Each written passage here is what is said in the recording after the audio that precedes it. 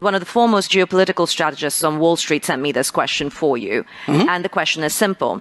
If and when the choice comes down to it, not today, not tomorrow, but in the future, and she strongly believes it will, for India, will it become, in terms of support, the US or China? And that will be kind of a defining moment that comes out of the situation that we face with Russia right now. You know why I wanted to interrupt you in a way?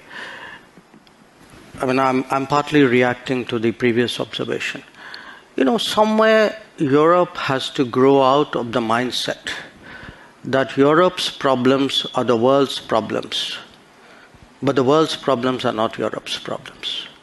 That if it is you, it's yours. If it is me, it's ours.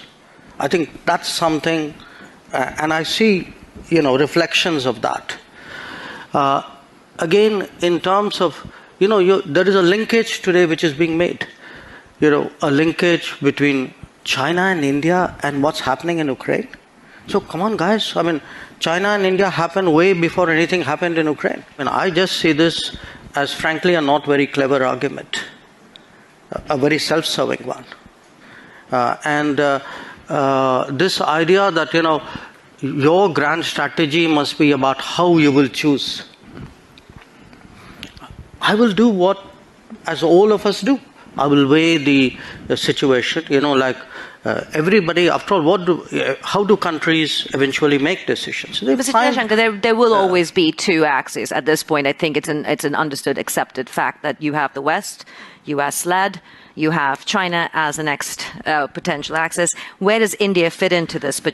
Are you planning to not pick a side? No, I'm sorry. That is exactly where I disagree with you. This is the construct you are trying to impose on me, and I don't accept it. I mean, I don't think it's necessary for me to join this axis or not, and if I'm not joining this, I must be with the other one. I don't accept that. I mean, I think I'm 1/5 of the world's population. I am, today the 5th or 6th largest economy in the world. I mean, forget the history, civilization bit, everybody knows that.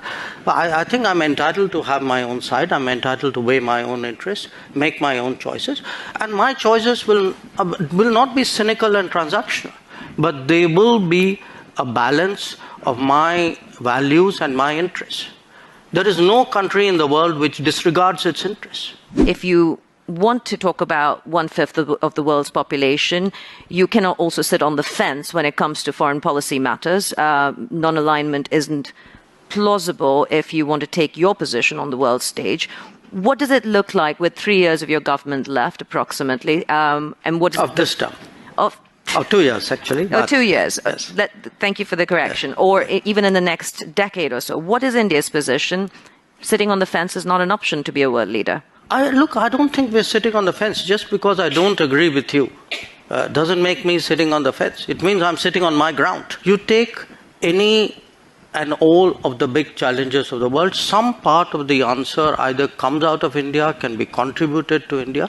And again, I hate to say, it's a bit like a broken record, but look, a lot of things are happening outside Europe. The world is changing, new players are coming, new capabilities are coming, but a new agenda must come. The world cannot be that Eurocentric as it used to be in the past.